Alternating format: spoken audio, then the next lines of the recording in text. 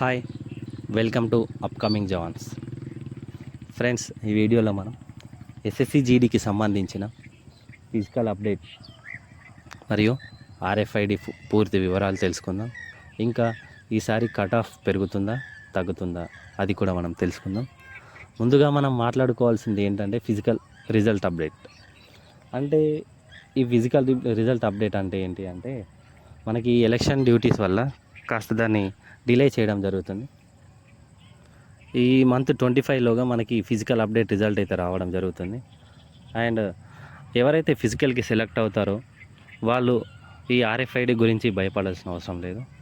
మీరు ఇప్పటి నుండి ప్రాక్టీస్ చేస్తూ ఉంటారు కదా, దాన్ని ఇన్ టైంలో అంటే ఇప్పుడు 18 మినిట్స్ పడే వాళ్ళకి 20లో పడుతుంది. ఆర్ఎఫ్ఐడి పెడితే 20లో పడే వాళ్ళకి 23లో పడుతుంది. ఎందుకంటే అది ఎగ్జాక్ట్ టైంని మెజర్ చేస్తుంది. కాబట్టి మీరు 18 మినిట్స్ 17 మినిట్స్ ఇలా కొట్టాలి అని అనుకొని కాస్త జాగ్రత్తగా ప్రాక్టీస్ చేయండి.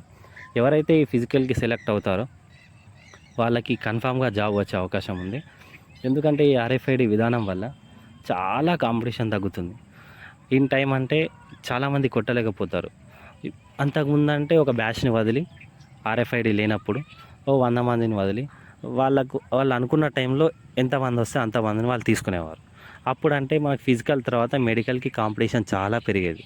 ఇప్పుడు ఈ ఆర్ఎఫ్ఐడి విధానం వల్ల ఏమవుతుంది అంటే ఎవరైతే ఇన్ టైంలో కొడతారో వాళ్ళనే మెజర్మెంట్కి పిలుచుకుంటారు ఫిజికల్ తర్వాత మెడికల్కి. నేను 2 ఇయర్స్ బ్యాక్ ఐటీబీ పీడియాపట్టికి వెళ్ళాను, తమిళనాడు. అక్కడ కూడా ఈ ఆర్ఎఫ్ఐడిని ఉపయోగించడం జరిగింది మా బ్యాచ్కి కూడా. అప్పుడు ఎలా అంటే ఒక 100 మెంబర్స్ని వదిలేశారు. నార్మల్గా అయితే 24 మినిట్స్ 5 kmని దగ్గర అయితే నా ఫ్రెండ్స్ అందరూ కొట్టేవాళ్ళు. కానీ మేము 10 మంది వెళ్తే అక్కడ నేను ఒక్కొని ఆయన ఇంకా వేరే అతను కూడా కొట్టాడు. అంటే 100కి ఒక 10 మెంబర్స్ అట్లా కొట్టగలుగుతారు. అది కూడా డైలీ రెగ్యులర్గా కరెక్ట్గా ఖచ్చితంగా నేను కొట్టాలి అని ప్రాక్టీస్ చేసిన వాళ్ళే కొట్టగలుగుతారు. ఈ ఫిజికల్ మెజర్మెంట్ అనేది ఈసారి అయితే చాలా కఠినంగానే జరగబోతుంది. అది మీరు అర్థం చేసుకోవాలి. తర్వాత ఈ కాంపిటీషన్ గురించి మాట్లాడుకుంటే కట్ ఆఫ్ గురించి 40, 50, 60 ఈ మధ్యన ఈ మార్కులు వచ్చిన వాళ్ళకి ఫిజికల్కి పిలుస్తారా అని ఒక డౌట్ ఉంటుంది. ఫ్రెండ్స్, ఒక ఎగ్జాంపుల్ చెప్పాలంటే పోయిన 2023 ఎస్ఎస్సి జీడీలో నా ఫ్రెండ్ ఒక ఆయన ఉంటాడు. అతనిది ఎస్సీ కేటగిరీ. ఆయనకు వచ్చింది 45 మార్క్స్. కానీ అతను అనుకోలేదు ఆయనకు కూడా జాబ్ వస్తుంది అని. ఆయనని ఫిజికల్కి పిలవడం జరిగింది, మెడికల్కి పిలవడం జరిగింది. ఇప్పుడు అతనికి ఎస్ఎస్బి జాబ్ వచ్చింది. అంటే చెప్పలేం బ్రో, ఎందుకంటే మీ క్యాష్లో కానీ మీ కేటగిరీలో కానీ ఎంతమంది ఎన్ని మార్క్స్ వచ్చాయో కూడా తెలియదు కదా. మనం దాని గురించి హోప్స్ అనేది వదులుకోవద్దు. మనం ట్రై చేస్తూ ఉండాలి. ఒకవేళ రాలేదనుకోండి, మనకి నెక్స్ట్ నోటిఫికేషన్ కూడా రెడీగా ఉంది కదా, దాని గురించి ఆలోచించండి.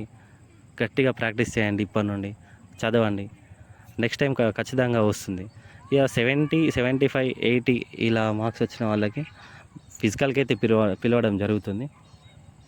ఇక మీరు ఈ కాంపిటీషన్ని గట్టిగా కొట్టాలి, ఇక నేను ప్రాక్టీస్ చేయాలి అని అనుకోండి. ఈసారి ఎలాగైనా జాబ్ సాధించాలి అని అనుకోండి. ఈ ఫిజికల్కి మీరు సెలెక్ట్ అయ్యారంటే మీకు 70% జాబ్ వచ్చినట్టే. ఎందుకంటే ఈ ఆర్ఎఫ్ఐడి వల్ల చాలామంది కొట్టలేకపోతారు.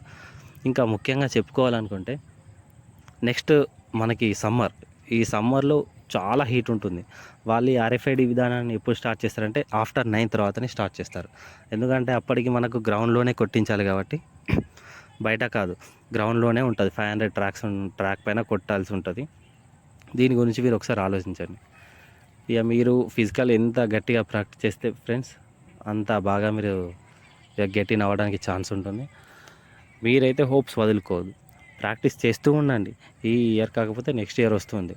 కానీ 70, 80, 90 వచ్చిన వాళ్ళైతే కాస్త ఫిజికల్ని గట్టిగా ప్రాక్టీస్ చేయండి, మీకు ఛాన్స్ ఉంటుంది. ఓకేనా friends? Okay, thank you friends, bye.